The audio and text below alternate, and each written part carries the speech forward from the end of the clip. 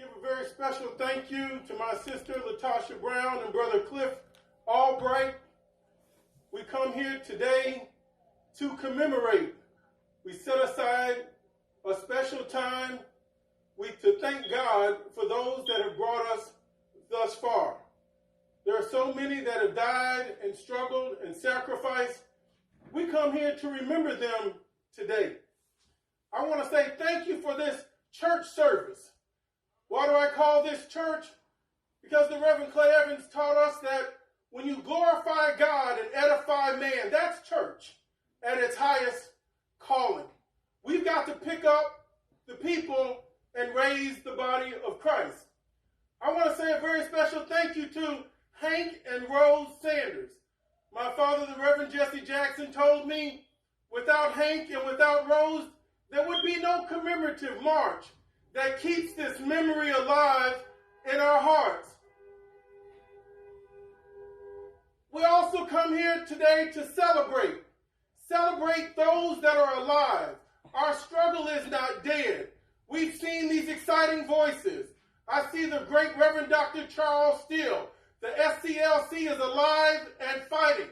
When I see my friend and my brother, the great Dr. Martin Luther King III, he was raised on these bridges, raised on these roads, and he honors his mother and his father in their great tradition by coming out year after year.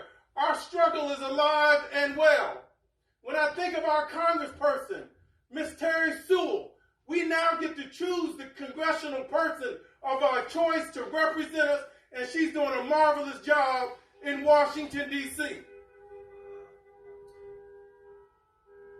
On behalf of my father, the Reverend Jesse Jackson, I'm honored to accept this award on his behalf.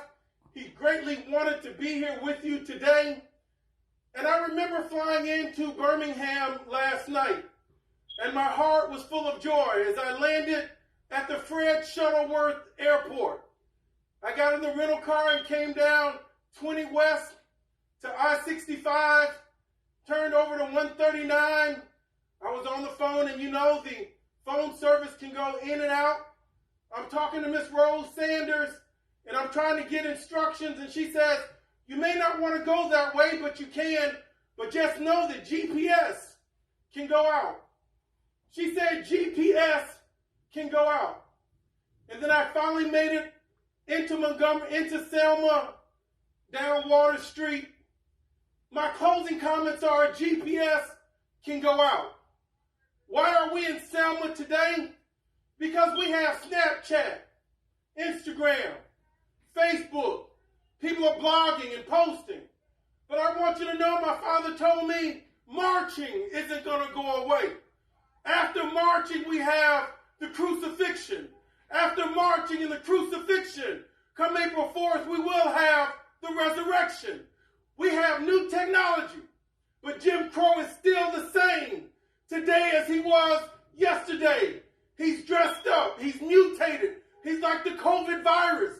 We have to do contact testing and tracing and chase down racism every place it goes.